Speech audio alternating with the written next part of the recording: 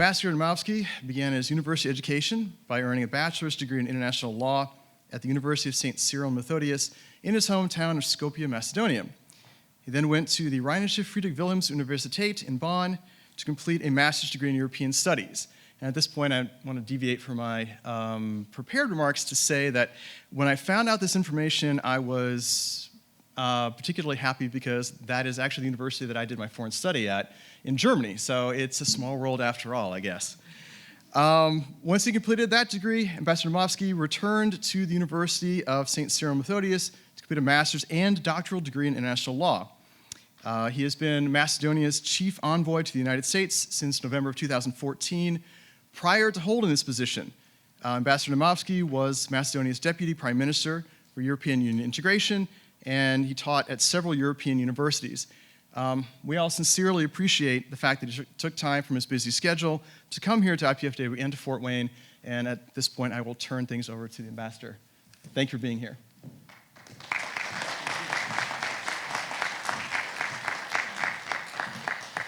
Well, thank you. First of all, thanks to the Political Science Department for hosting the event. I'm really happy to be here. Thank you for attending the event, and of course, thanks to my friend Arji Belio from the United Macedonian Diaspora who coordinated the visit to Fort Wayne. I'm really happy to be here, and I'm really happy that we will be able to discuss about the issue that is currently very interesting, I would say, in Europe, but not only in Europe. It is turning into a global issue that is not going to be settled very soon, so we're going to deal with it in the forthcoming years. I did prepare a very brief and simple presentation that we will go through, and I would like to open the floor more for discussions and questions. And I would like first to start with who we are, where Macedonia is, and I would start it with a question to you. Who has ever heard of Macedonia, and do you know what it is and where it is?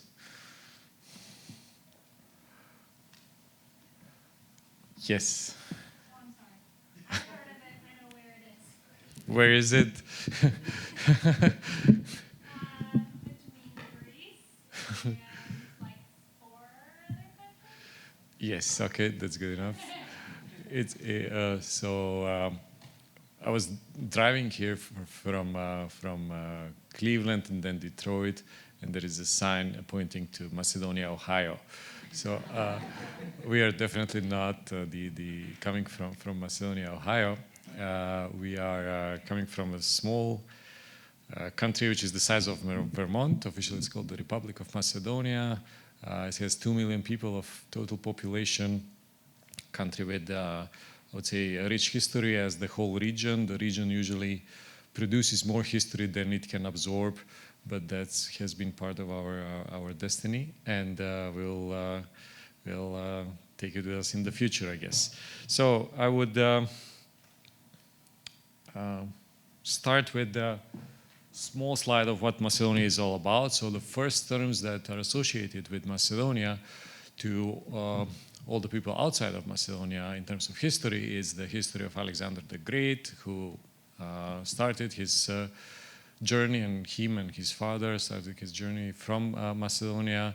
Then it is Mother Teresa, who was born and raised in Skopje, our capital, until she was 19 and moved to the UK and later to India. So if you come to the central square of our capital, you will find one big statue of Alexander the Great and another big statue of Mother Teresa, which is currently under construction. So the two most important individuals in our history for which the world is recognizing Macedonia. Then, except for being a top tourist destination, for example, we had the New York Times ranking us as number 10 best place to visit in 2016. We had one of our beautiful lakeside cities, which is on the photo, Ohrid, which was named number 5, top 5 places to visit in 2017 by the Lonely Planet. A number of other rankings which are not lobbied for, but are deserved throughout the history of our tourism.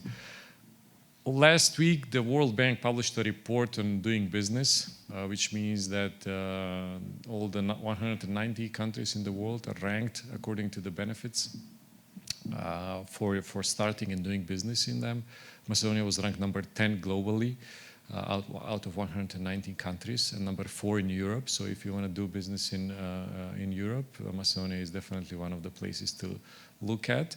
The United States, for example, is number 8 globally. Macedonia is number 10, so I think that we're doing a good job there. Those who have visited Macedonia, Americans and others, remember their times in Macedonia as a place where they can enjoy the sun, they can enjoy very good food, wine, and music, and this is what we are known for in the world, and we are happy to invite all of you to visit us if you're doing a European tour. So I'll start with the European immigration system. What is it all about, and why Europe has become so attractive for the refugees and the migrants. We are experiencing, I would say, more than 1 million individuals that have been literally walking from their homes in the Middle East all the way to Western and Northern Europe. The main incentive for them has been the atmosphere and the European immigration system, which is providing a lot of benefits for the immigrants and has been providing a lot of benefits in the past 50 or 60 years. So Europe has been perceived as the place where you can enjoy free education, free healthcare, and large incentive packages, social packages that are distributed from the European governments, mainly in Western Europe. One of the reasons that the European multicultural aspects have been different than the US, for example, is that unlike in the US, where the focus is on the individual and on the individual success and in the individual integration, the European countries have been working as a system where the focus is on the group and on the ethnic communities that are existing in Europe. It is very possible that if you belong to an immigrant community in Europe, in Western Europe, that you are being born in Europe, raised there, and still feel not really integrated in the country, but stick to your own ethnic community and do not really interfere with the rest of the communities in your own country. For example, we had unfortunate events in Brussels last year, where we experienced individuals who committed terrorist attacks. A couple of them were born in Belgium, raised in Belgium, went through their educational system, have been exposed to their society, the media, and the culture, and yet were not able to fully integrate into the society and accept the set of values that the country has. So I would maybe be not very diplomatic, but I would say that there is no real integration of the existing ethnic and immigrant communities in Europe, and there are communities which have their second or third generation living in Germany, Belgium, the Netherlands, Sweden, France, that are not able to fully integrate into the home state. So I'm mentioning this because the challenge posed by the migrant and the refugee crisis is adding up to the existing challenges which are already present in the Western European societies for decades.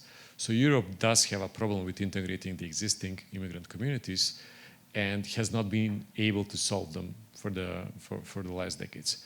So furthermore, there is another crisis coming up, meaning additional number of immigrants entering the European countries, and what is the real challenge going to be, and how Europe will be able to integrate them, if at all. So what is the situation? What are the facts? We have had nearly 2 million in the last year, nearly 2 million people that have left their homes in the countries in the Middle East, mostly from Syria, but large numbers from Iraq and Afghanistan, and also some African countries that have been trying to become new Europeans. They have been trying to enter the European territories and use or abuse the European immigration system. So at the beginning, there was no real differentiation whether we are talking about refugees running away from the war or individuals who are in fact economic migrants who are just trying to get a better life somewhere in Western Europe. So on one hand, we have the international legal definitions of what refugee is and what are the responsibilities of a government in terms of helping, assisting, and accepting refugees. But on the other hand, we have a large number of individuals who are not, in fact, refugees running away from the war, but are coming from countries which are not at war and countries that simply have low living standards. So the real question is, can Europe really absorb and make all the people in the Middle East, Asia, or Northern or Central Africa happy and absorb them into the European societies and the European welfare system? Today I'm going to talk about the so-called Balkans route of migrants, which is the place where most of the migrants have been going through in the last 2 years. It starts in Syria, crossing the border into Turkey, taking an illegal boat to Greece, and once you're in Greece, you can start walking to Macedonia, Serbia, Hungary, or Croatia, Austria, Germany, Sweden, France, or the United Kingdom. So the so-called Balkans route is a transition route.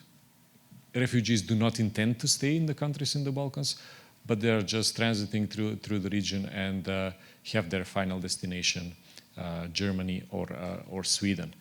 What has been interesting in the whole case is that all the refugees are traveling in groups which are very well prepared, have their smartphones, maps, border crossing checkpoints, and are well informed of where to go and how to reach their final destination. It's not a manner which is unorganized, but it is a really organized way of traveling through the Balkans in order to reach their final destination. As an example, we have had, I would say, around 800,000, more than 800 individuals that have passed through Macedonia in 2015, and only 80 of them have decided to seek for asylum in Macedonia. So that's the real number of people who want to stay in Macedonia. The final destination of all of them is Western Europe.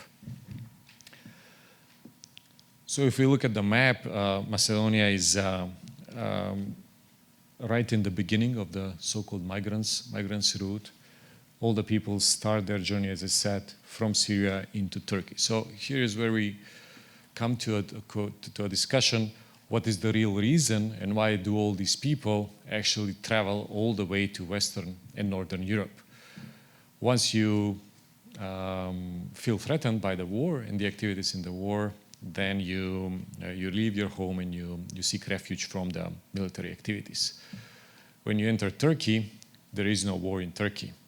So, and Turkey has been welcoming nearly 4 million individuals, refugees from Syria all over the last 3 years, I would say.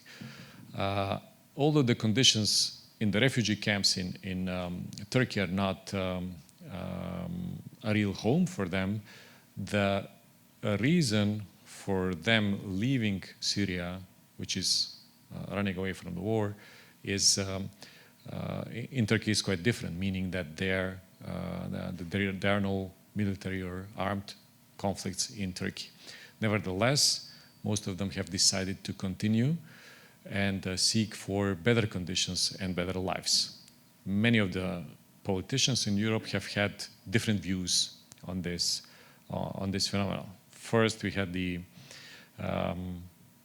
a group of politicians and leaders of the European governments which were in favor of welcoming all the refugees, and another group of leaders in the European countries which are not in favor of welcoming the refugees, saying that once you're in Turkey, you're not in the war zone and you can stay there. The closer you are to your home, the better the chances that you return to your home once the conflict is over. On the other hand, if you continue and settle and find a new life in Sweden, which is thousands of miles away from Syria, the chances of you going back to Syria after the war are very, very, very small, as the experience has taught us with many refugees from other countries in the past. Here we also come to the question of responsibility of the governments.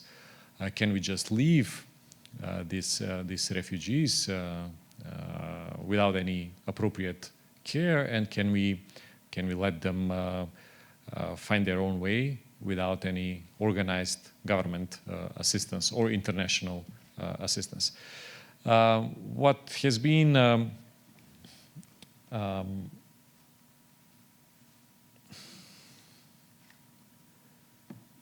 the response on behalf of the European governments, mainly Germany, the first layer of response was the ignorance. So the European governments in Western Europe were not aware of the real threat and the real challenge from the migrant and refugee crisis. We were just discussing before the lecture about the role of the US and how the US should be involved in the whole process. First of all, the US has a slightly different geography than Western European countries. There are kind of different natural barriers to reach the US from Syria than to reach Central or Western Europe. So although geographically distant, this crisis has taught us that the events going on in Syria or Iraq can influence the developments in Western or Central Europe. At the beginning, the Western European countries thought that this crisis would be dealt with by those in South Europe or Southeastern Europe that are on the border with Asia and Turkey. So very quickly, I would say within 3 or 4 months, once the first few thousand of refugees arrived in Germany, they were, in a way, surprised how did all these people reach Germany.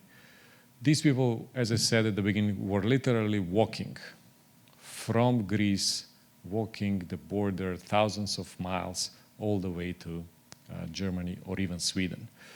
And then we had, I would say, a response that was not really well thought on behalf of some of the governments. For example, a behavior of inviting additional number of migrants and welcoming them into the country. And that is why we had a great support of a European leader from the migrant communities that were traveling to Western Europe. Whenever you ask a refugee, why are you going to Germany? The simple answer is because the German leader, Chancellor Angela Merkel, invited us to go there, and because we are feeling that we are welcome in Germany. So in some European countries, we did have very, very strict divisions in the public opinion. On one hand, groups of people who were supporting the refugees and working in favor of accepting refugees. And on the other hand, I would say right or extreme right politicians and groups that are not in favor of welcoming conditional refugees. First, we have the demographical challenges in Europe. Europe traditionally is perceived as a community of Christian nations with European background. And we have over 1 million people which are not, most of them are not of Christian origins and are coming from the Middle East and not from Europe. How to integrate them, and should Europe welcome its poor, distant cousins? Can the house absorb all the distant relatives that we have, and can we survive as a community with such strict divisions? And this is, as I said at the beginning, the second problem, which is adding up to the existing problem of the integration of the existing immigrant communities and ethnic communities in Europe.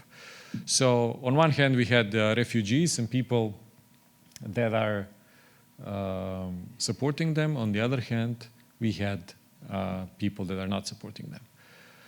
Some people in the economic and business sector have explained this, that the additional number of individuals would mean that there are going to be additional number of new workers that will work for less in the European economies, meaning that the aging European societies need new cheap labor to satisfy the needs of the economy, especially Germany, which has a very low unemployment rate and which needs workers to support its economy. So on one hand, the economy wanted new individuals that would work for less, but on the other hand, there were these social and demographic challenges that were not in favor of welcoming new refugees. Can Germany absorb 1.2 new individuals and make them Germans? That is the number of 1.2 immigrants have reached and are currently in Germany. Germany is a country of 82 million people, but can it absorb 1 additional million in its own society?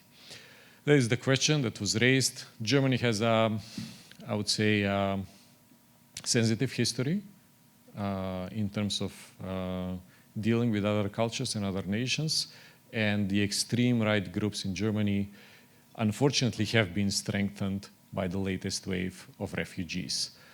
On some of the regional elections in Germany, which were held in the last months, we have seen significant rise in the support, in the popular support for far-right political parties. Unlike in the US, where you have only 2 political parties, in the European countries you have 10 to 20, up to 50 European political parties in a single political system. So in Germany, which is a large country with different federal units, different political parties are competing in the elections. So the far rights, who have abused, I would say, the refugee or the migrant crisis, have gained significant support in the last couple of years, meaning that part of the population in these countries is seeing the refugees as a threat to their society, threat to their tradition, to their culture, and things that they will pose a significant danger for the well-being of these countries. You are all aware of the Berlin Wall when it happened. What was the result, and why are we celebrating this as the move which contributed to unification of Europe? First unification of Germany, and then unification of Western and Eastern Europe. And the fall of the Berlin Wall was supposed to start the process of abolishing the European borders. Europe has been on the right track since the early 90s in the efforts to abolish the borders. So if you, I would say, land in Portugal and you want to travel all the way to Sweden or Finland, you don't have to cross a single national border. There is the so-called Schengen zone, which most of the European Union members are part of. And Europe without borders has been one of the most successful concepts and one of the greatest benefits from the concept of European Union and European integration. So what we are witnessing now in the last 2 years is not only that we have stopped to abolish the borders, but we see countries that are reinforcing their national borders. So instead of focusing on protecting the external borders of the Union, now the national governments are focusing on protecting their national territories. The European Union has been created because the European leaders in the 50s and 60s thought that we should protect the common European interest and not the national interest, because it was exactly the national interest that caused a number of wars and bloodshed, and I would say centuries of bloodshed in Europe. They decided that we should protect the identity of the nations, but at the same time continue to work for creating a single union, not only in terms of politics, economy, but also in its social aspects.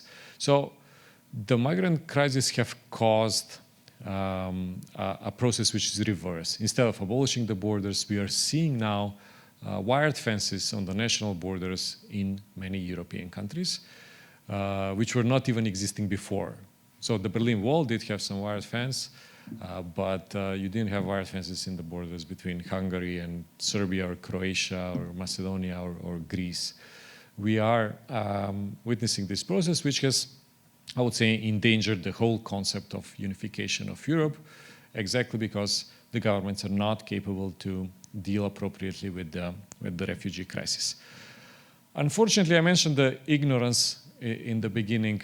The ignorance was existing all the way to the point where we had to witness the terrorist attacks in Paris and in Brussels, which occurred in the heart of Europe and which were committed in order to wake up the Europeans that the threat, the security threat that Europe is facing cannot be dealt with by the capacities that the European Union has right now. When the refugees are coming from Turkey to Greece and then moving north to Macedonia, Macedonia was the first government to truly identify these individuals. At the border between Greece and Macedonia, we were doing the first ever fingerprinting or taking photos of the people who were entering Europe. Unfortunately, it took almost a year for the European intelligence agencies to agree to exchange the information and the data they have with the authorities on the Balkans, Macedonia, Serbia, and the others, in order to see who is exactly entering Europe. The situation was significantly changed after we found out that one individual that was part of the terrorist attacks in Paris actually entered Europe disguised as a refugee and went through this so-called Balkans route and entered France as a refugee. This was the situation where many of the extreme and far-right individuals, groups, or politicians started saying that this is why we should stop accepting all the refugees and trying to create a perception that if refugees are welcomed in Europe, we are welcoming new terrorists in Europe. On the other hand, we had the events in Cologne in Germany for the New Year's Eve just 10 months ago, where there were over 1,000 cases of sexual harassment committed by immigrants on the central square of Cologne in front of the very famous Cologne Cathedral, which have never occurred before. Part of them were immigrants from the latest wave of refugees. Part of them were immigrants from the previous waves of migration and individuals who are not yet German citizens. So this initiated an additional wave of protests around Europe, mainly in Germany, where they were saying, just as the sign says here, refugees are not welcome in Europe. So this again strengthened the perception that the people who are coming in Europe cannot integrate into the society and cannot accept the European values. What was the case in the Balkans? It has been the transition territory for the migrants. There is an interesting sign that I quoted, which was raised in Bulgaria on the border between Bulgaria and Turkey. So most of the refugees, they want to go to Germany because they can find a better job there and live a better life. So in Bulgaria, our friends raised the sign saying, no money, no jobs, and no future. Please proceed forward. So please don't stay in Bulgaria because you cannot find a job and a better life here. In the beginning, there was a lack of assistance on behalf of the European Union as a structure to deal with the efforts. So most of the burden was on the countries and the governments, which are officially not part of the European Union, but were in fact preventing the refugees to enter Europe in an unorganized organized manner without any identification and without any help from the intelligence agencies. Unfortunately, I can say that about the Macedonian intelligence agencies, we have had much better and more successful cooperation with the US intelligence agencies than with the intelligence agencies in Europe. Because most of the people that come from the region of the Middle East have been in a way identified at a certain point or those people who should be noted that they're entering, there are chances that they might have been identified by other services in the region where they come from. Also, there was a specific case where all the European governments agreed that Europe should welcome only refugees from 3 countries, Syria, Iraq, and Afghanistan, exactly because the security situation there does not allow the citizens to live freely and securely. There was a case where you would not be able to enter Macedonia and then proceed forward if you're not a citizen of one of these 3 countries. Soon after this decision was adopted, suddenly there was a large number of refugees with brand new original Syrian passports which were appearing at the border. Later it was found out that the equipment for issuing the passports, the original equipment for issuing the passports by the government agencies in Syria has been seized by certain groups in Syria which are abusing it and issuing passports and selling them to whoever can pay for them, and they're disguising themselves as Syrians in order to enter the European territory. And it took a few months to solve this situation and go into a second wave of identification and require a second document to prove that the refugees are coming from these 3 countries. The region of the Balkans and Macedonia it has been crucial in the whole crisis exactly because Macedonia is the only place where they can enter using the Balkans route. It's geographically, I would say, fastest compared to other routes, except for those who are entering from Northern Africa to Italy or Spain and moving up north. So those coming from Turkey and Greece, the only place that they could go through was Macedonia. So I put it as Macedonia was geographically inevitable for these refugees. So if we suppose that Macedonia closed its borders, many of the refugees would not have been able to arrive in Europe. On the other hand, we had a situation where there was a legal and media pressure on the Macedonian government to move faster with accepting the refugees and letting them through its territory in order for them to reach their final destination. But on the other hand, there was a political pressure from some governments in Western Europe, which encouraged Macedonia to make more in terms of keeping the refugees as much as they can, so they can delay the wave of migrants to Western and Northern Europe, exactly because the European societies were not able to integrate and welcome the refugees at the pace that it was required. Macedonia has an experience with the refugees. I mentioned only 3 examples, and this is why our society was not feeling that we should not welcome the refugees and that refugees are something which is going to endanger our traditional culture. First, it is the Greek Civil War from 47 to 49, which resulted in tens of thousands of refugees that were welcomed in Macedonia, and most of them have stayed in Macedonia. The Kosovo crisis in 1999, where Macedonia welcomed 360,000 refugees from Kosovo. So for a country of 2 million, that's 17–18% of the total population. And I think it is the same as if we can imagine that the US welcomes 60 million refugees. Nevertheless, Macedonia succeeded in maintaining the peace, stability, although most of the refugees were with a different ethnic or religious background than the majority of the population in Macedonia.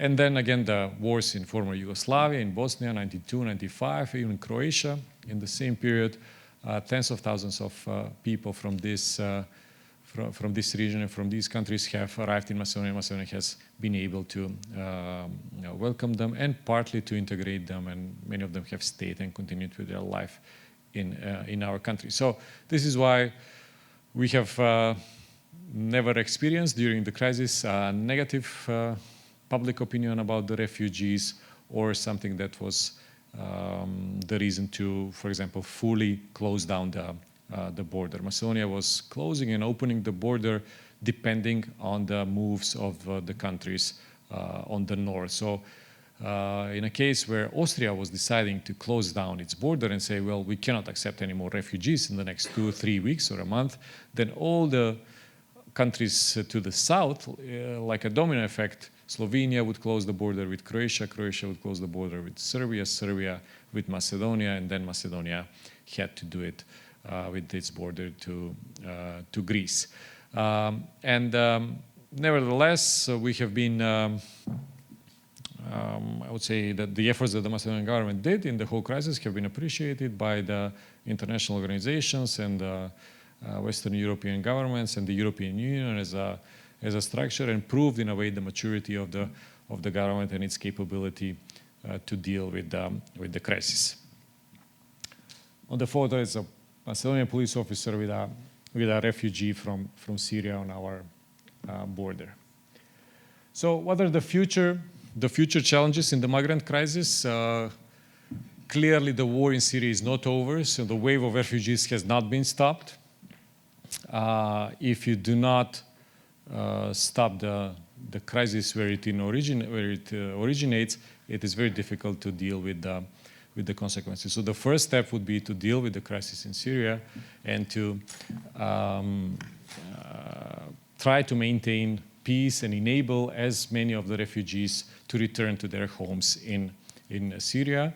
And also we have the situations in Iraq and Afghanistan where a smaller number of the refugees are coming from. Then we have a situation which is a bit unique, I would say, the role of Turkey in the whole migrant crisis. Turkey is the first country where the refugees are coming to.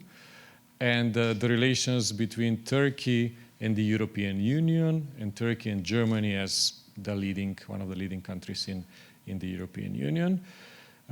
You should add the aspect of the large Turkish immigrant community which is existing in Germany for decades, and the relationship between Turkey as a country and the European Union as a structure, the negotiations of Turkey to enter the European Union as a full member state, and the role Turkey has in the refugee crisis.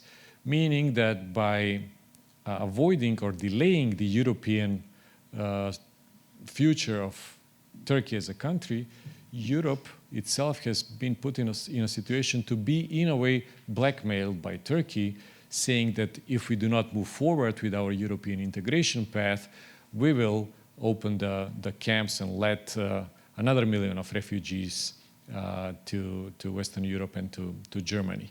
This is an unfortunate situation, but it has been the reality exactly because Europe was not, I would say, really sincere with its relations with the Turkish population, the Turkish people, and the Turkish government, and underestimated the capabilities of this country to influence the developments in Europe. Then we have the involvement of Russia in Syria and the region, and some people would say that there was a vacuum left in Syria that was quickly filled in by the Russians, and now they do have a stake in the whole situation, and the outcome of the situation depends partly on behalf of the Russians, and also the significantly improved political relations between Russia and Turkey in the last couple of months. Of course, we have the role of the United States and the current and the future administration. What is the method that they will take to deal with the situation? To what degree will the US government interfere in the crisis and finding the solutions for ending the war in Syria? And what are the expectations of other countries what are the expectations what the US would do in this situation? I once read a book that in all the crises, it is the United States that is preparing the dinner while the European nations are doing the dishes afterwards. So in this case, I would say that the lack of greater involvement of the United States caused delay in finding the final solution for the crisis in Syria, and also has caused the greater involvement of Russia and the role of Turkey in the whole situation. So hopefully, in an ideal world, all stakeholders would agree on a possible solution, but I have to say that I'm not really optimistic, and that the future US administration will have to be more active in finding the solution for the crisis in Syria. Once the solution in the crisis is found, once peace is returned to the homes of the refugees, the greater the chances would be that they return home, and we will be able to stop the additional number and flow of refugees from this region to Europe. And we have an additional challenge. The positive experience, I would say, of the refugees from the Middle East and their settlement in Western Europe, since they have achieved their goal and are finally in Western Europe, has inspired different waves of potential migrants from the African countries. So according to some information, there are millions of individuals from the northern and central African countries which are willing to follow the steps of the Middle East refugees and migrants. Most of them would be economic migrants, but we will have to deal with the situation of potentially new immigrants on the borders in Europe. It's a slightly different geographical situation, meaning that they will have to cross the Mediterranean Sea, which is a bit more difficult than crossing the Aegean Sea from territory of Turkey to the first Greek islands. But nevertheless, Europe should not ignore this challenge. And as I said, we are hoping that the sooner the solution is found, the greater the chances for the refugees to go home will be, unless certain European economies decide that they want to keep the migrants and integrate them as much as possible. This has also been, in a way, an awakening for the failure of the European nations to integrate the different communities and to integrate the immigrant communities. Although the dream of the founders of Europe has been that we should all be united in diversity like other parts of the world, then the final goal was to create a United States of Europe following the model of the United States of America. This has not been successful in the past decades, and challenges like this are proving that this will not happen in the forthcoming years. So thank you for the attention, and I will be very happy to answer your questions or hear your comments. Thank you.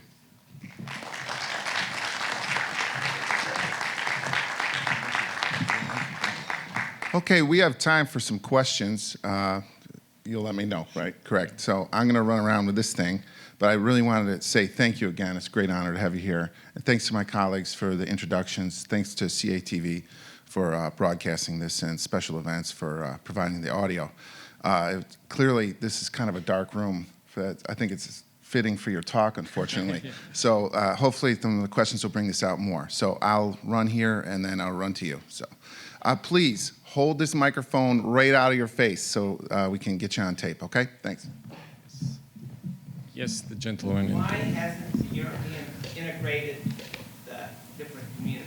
Do they not want to, or is it that the people coming in do not want to? It's yes and yes. So I would say that if you come to the United States, you're coming to a country of immigrants. If you come to Germany or France, you're coming to a country with a different tradition and different history. And I may not be very diplomatic, but I think that some of the European nations still think that they live in their glorious past in the Middle Ages, and still think that the whole world depends on their will. There was one political party in one major European country. The motto for the parliamentary elections was the glory days of our country are not over. meaning that the importance that some of the European nations had in the past has remained in the past, and today European nations have to cooperate with each other. On the other hand, I mentioned that the immigrant communities from countries that are having different religious and social background have had difficulties to integrate in the modern world. So what the events in Germany for New Year's Eve have demonstrated is that, for example, the role of the women and the perception of a woman in the Middle East is quite different from the perception of a woman in Germany, France, the Netherlands, Belgium, or Europe in general. It has caused an absurd situation where, after these unfortunate events, one mayor of a town in Germany has issued directions and guidelines for the women in that town not to provoke the immigrant communities and to dress appropriately, not to inspire similar events. Meaning that the immigrants have, not that they have not been able to integrate and accept the values of the host country, but the host country should adjust its values and behavior in order to satisfy the perception of the immigrant communities. So the real reason for welcoming the refugees has been the benefit of the economy. They have been welcomed in order to become workers for jobs that are not, I would say, perceived to be decent by the young people in a certain country in Europe. So they have been here for decades. They have worked and they have did their part in the economic progress of the country. But the social aspects, for example, if you are following the events in Brussels, I have spent a part of my life there. You have a neighborhood in Brussels where if you walk through them, you feel that you are walking through a city in the Middle East, where you cannot say that you are in Europe, and where people do not feel the need to integrate themselves. They don't even speak the language. They don't even follow the political developments, and simply do not want to abandon their own values that were brought with them from their countries, whether it is in Asia or Northern Africa or the Middle East. There were cases of successful integration of communities coming from other European countries, which more or less share the same tradition, the same set of values, which can be described as European values as much as it can. But on the other hand, the perception of immigrants from other continents is sometimes, I would say, created in a very sensitive manner, meaning that the role of the religion in some European countries has been stronger than many people have thought in the past, and still today, the immigrant communities with different background do not integrate because many many people in the host countries do not feel that they can integrate with an individual from a different background. Also, we had a case of the integration of Turkey, for example. Turkey is a country with a large population, which would significantly disturb the demographic balance in Europe and which would cause significant political power within the European Union once Turkey becomes a member state of Europe.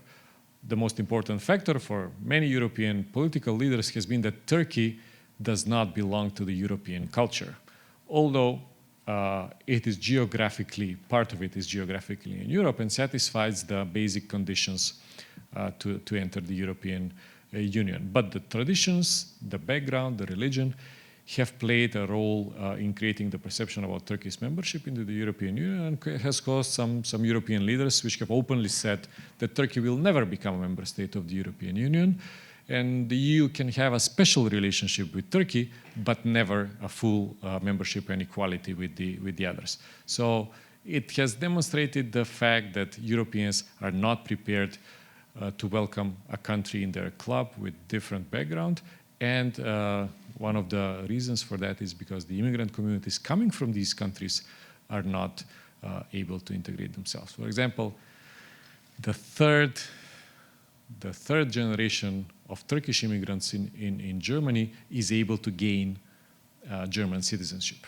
So your grandfather has arrived in Germany, but your father and your mother have not gained the citizenship, and it is you, the third generation, who has the right to gain the citizenship. And it shows the fear from the differences and the fear of welcoming additional different communities. First, I want to tell you, your country is absolutely stunningly beautiful. I love it. People that are very nice, very welcoming, except for two people. And Okay. I have kind of like three questions for you. Is what kind of businesses are you trying to attract to the country? What has the UN done to help you in this situation? And what is the best thing that your country needs for help with that situation? Sorry, what was the first question? First question was, what kind of businesses are you trying to attract Okay. to The the businesses. Okay. The second was the UN or the US? UN. Okay. Well, in terms of business attractions, I would say that the largest number of companies that have invested in Macedonia come from the US. We are not attracting businesses that are closing down the plants in the US and opening them in Macedonia. It's a completely different market. So we are attracting businesses that are active on the European market and that are producing or are suppliers for European car manufacturers. So the automotive parts production is the largest sector of the US investment in Macedonia. So we have, I would say, corporations like Johnson Controls or Lear Corporation or Key Safety Systems or Kemet Electronics, number of them from Michigan or Wisconsin that have invested in the last 10 years, employing thousands of people in Macedonia. And the most important fact for us is that each of the companies that has invested in Macedonia has experienced a profit by doing that. So we're not inviting them in order to solve the unemployment problem in the country only, but because we want these companies to expand their profits too. So, for example, Johnson Controls has currently opened their third production plant in Macedonia in the last 8 years, meaning that they have been satisfied and have positive experience with our government and circumstances for doing business. It is not the first time that we are ranked such high in this report, and it is not only the World Bank, it is also Forbes and others that are ranking Macedonia according to different multiple indicators. One of the indicators for many companies was what you have mentioned, is the foreigner friendliness of the population. So we had a company from Florida that has invested, and he said that the rankings of Macedonia as the second best foreigner-friendly country in the world after Singapore has been decisive for us because all the other benefits and incentives for us were similar as in other countries for our specific plan. And that has, let's say, been one of the reasons why companies have invested. But the real and the crucial reason is the potential to make more money and to increase their profits. The UN, in terms of investment, you mean that was or the crisis? The refugees, yes. The UN has its own framework of dealing with the refugees, but similarly, as in other areas that the UN is working in, it takes time and things move pretty slowly in that direction. Of course, the UNHCR and a number of other international organizations like the International Red Cross or Refugees International have been active in Macedonia, have provided certain assistance, but it was never close to the real needs of our government. Just for an example, we have 3 shifts of security forces, police officers or members of the army, which was activated on the borders to control the borders and to control the wave of refugees. None of the international organizations nor the UN was assisting us in that manner. So what are the needs, as you said? So most of it is, now we are I would say in a pause between two waves of migrants due to the winter. The real needs were, on one hand, the equipment that our agencies needed to appropriately identify the individuals, because we are talking about nearly 1 million people trying to enter within 3 or 4 months. And then the temporary housing for the individuals, which were usually staying up to 4 days on average in Macedonia. And then you have food, water, shelter, medical care. We had a number of mothers who have delivered their babies on the border in our first town after the border. And we had one specific case of a marriage between a police officer from the Macedonian police forces and a lady which was a refugee. And he was in fact taking care of her while she was a refugee, and then they fell in love and they got married. Although it's a symbolic case, it shows that there were some unfortunate events too, but in most of the cases, the acceptance was a positive one, and we have been able to, let's say, maintain the stability in the whole process. Yes. Yes, hello. Thank you so much for coming. It's been a very interesting talk.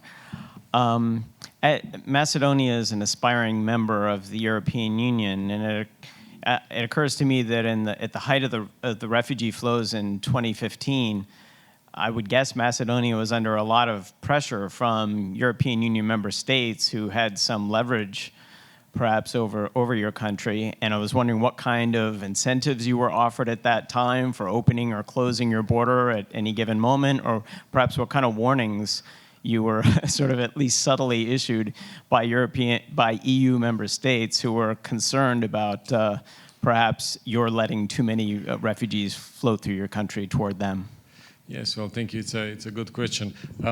Most of it was dealt with in the political communications with European governments. Some of the European governments have decided to assist us by sending additional security forces on the border. Countries like Hungary, Poland, Czech Republic, Slovakia, Croatia, Serbia have sent a number of police officers to help our police officers at the border between Macedonia and Greece, exactly because their way of thinking was that if we control the refugees earlier, the better for us, because at a later stage they would come to their countries too. The European Union has been providing some incentives, but Macedonia is not part of the European Union, not because we do not satisfy the standards, but because we have a bilateral dispute with one of the member states, which is using its veto power. The case with Turkey, which I mentioned, is maybe more interesting and showing the leverage that the EU has, but the greater the leverage, the greater is the leverage of the aspiring country, I would say, Turkey in this case. As I said, we had to balance between our obligations as a country, according to all the international legal conventions and documents, and the pressure on behalf of the Europeans and the European leaders and governments to delay the wave of migrants. I think we have done it successfully, and all the European governments and the European Union has praised our efforts and think that Macedonia was the country that performed the best in the whole crisis. There were some other countries which were in a even worse situation than Macedonia. For example, Greece, which was the borders of Greece. The border between Macedonia and Greece is maybe 200 miles of mountains. The borders of Greece in Turkey are a couple of thousands of miles of water, and then it's very difficult to control that border, and tens of tiny islands which are overwhelmed by the refugees. So they have been, I would say, in a worse situation, but since they are part of the European Union officially, they have been able to receive certain assistance. Turkey has also received financial assistance of around 3 billion euros, which is $3.3 billion. But according to the estimations of the Turkish government, it is not yet enough for them to deal with the refugees. So I would say that we have managed the process well, and that we did not endanger our relations with the Europeans. On the contrary, I would say that it strengthened their perception of Macedonia as a country which is capable of dealing with crises like this. One or two more? Yeah, sure. Yeah. Yes, in a couple other countries, like you displayed on your PowerPoint, there's been like a rise in the right-wing, like nationalist movement in response to this. Has there been something similar to that in Macedonia? No, I mentioned the experience that we have with the refugees and welcoming refugees from different backgrounds in the past, and there is no, I would say, important factor in the society, whether political parties, politicians, or groups that are working against welcoming the refugees. On the contrary, Macedonia was in the past part of the Yugoslav Federation. And Macedonia was the only country, only part of Yugoslavia which became independent on a completely in a completely peaceful way, without a single bullet shot. So all the other parts of Yugoslavia went through shorter or longer periods of war and military conflict during their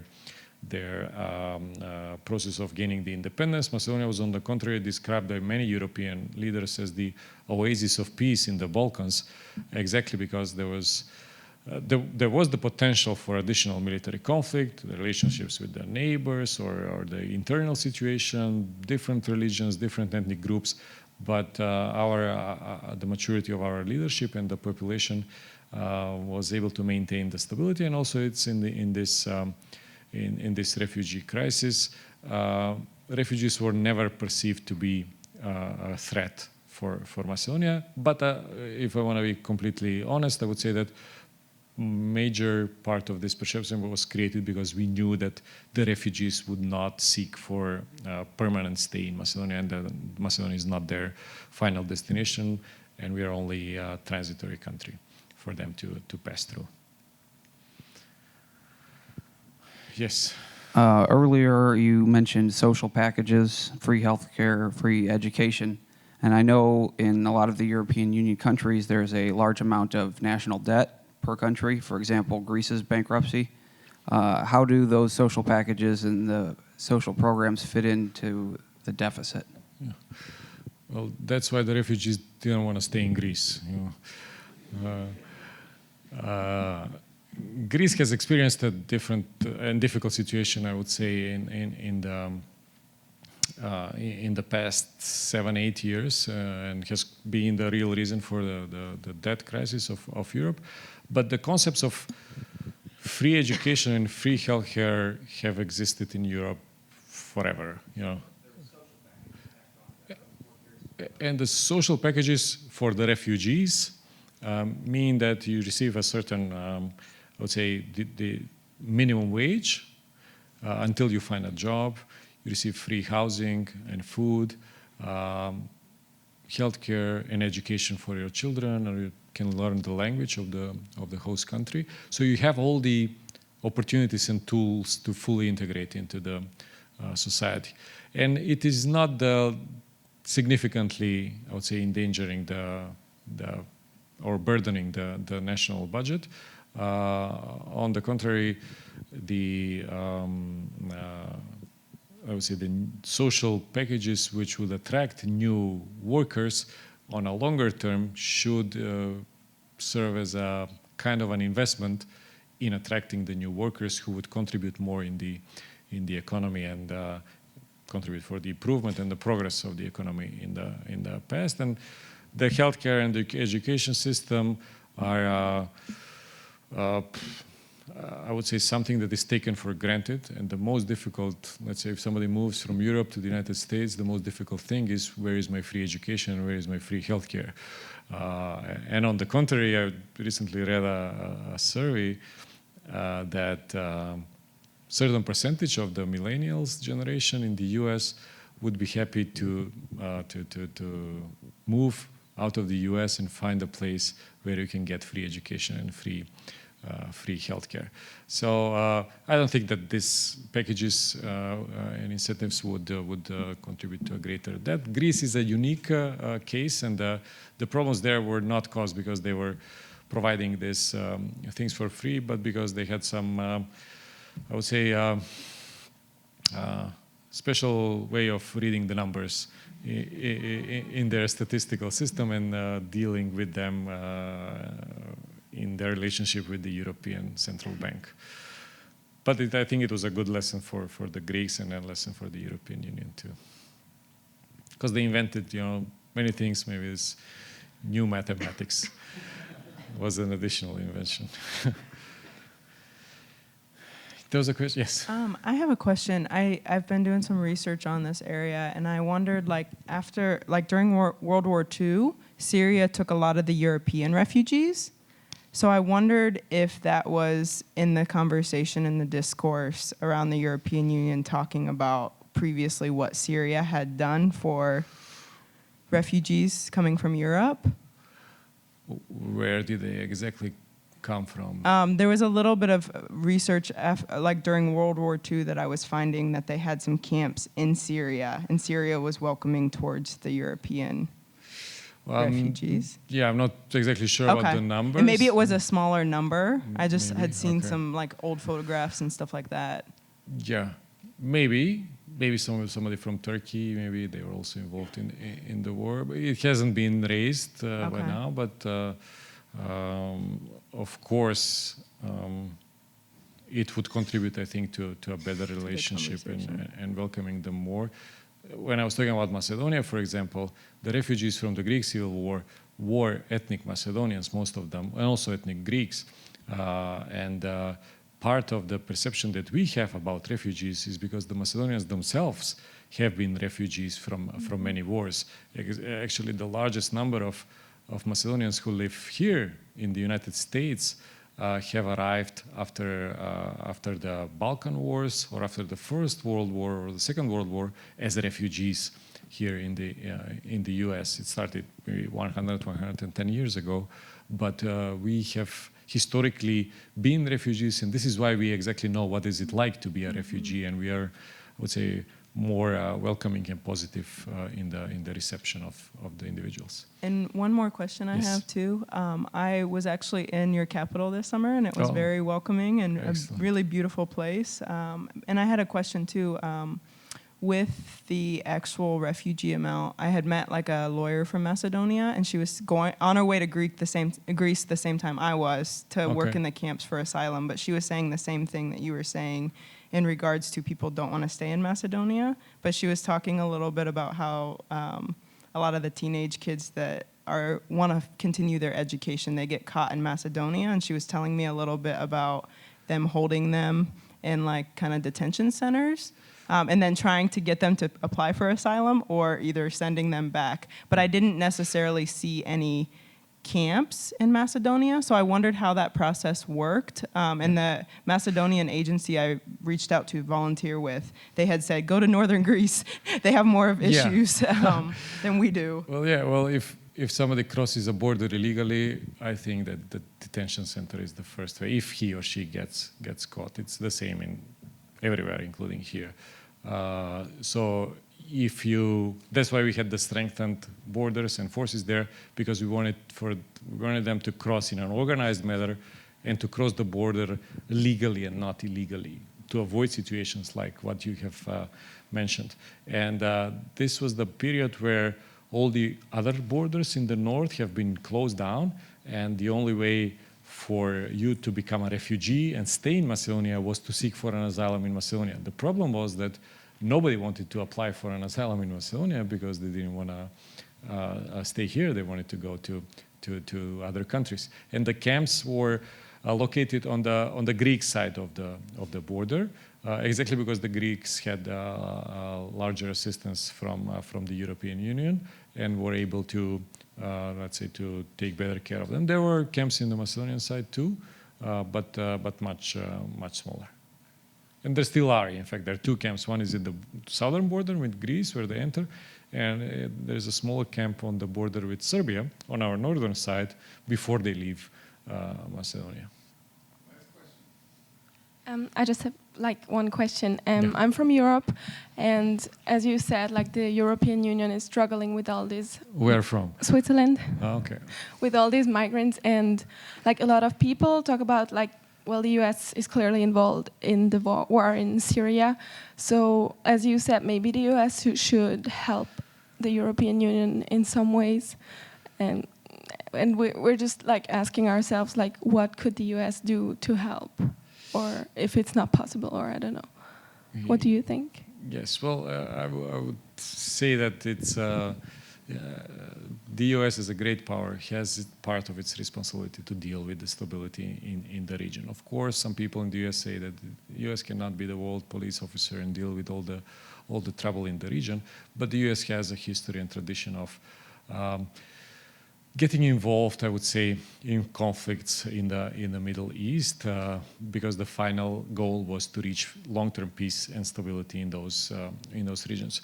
There are some people who think that U.S. should not get involved, and it's up to the American people and the politicians to decide whether U.S. will be involved or not. But I would say that the situation in Syria is the result of the hesitation of many other countries, not only the U.S., to get more involved. And maybe the appearance of all these different groups in the Middle East has been the result of the engagement and the early disengagement on behalf of the international community from the region. There are different views on that, and there are a lot of discussions, master's and PhD theses all over the world to deal with that. I wouldn't attempt to solve the question now. But again, if the question is can or should the U.S. help Europe, the U.S. and Europe have been working together through the history in many military conflicts and engaging in other international conflicts. And I would say that since Europe is already heavily influenced in this, and also to a lesser extent, but it is an issue here in the United States too, it's an issue in Canada also, we should clearly do something about it. We cannot ignore the challenge, and we cannot wait for it to be solved by the people in Syria on their own, because clearly they cannot do it. Thank you so much. Thanks again. It's an honor to have you here. Thanks to Arji Belio for making this happen, and come back anytime, please. Thank you. Thank you very much.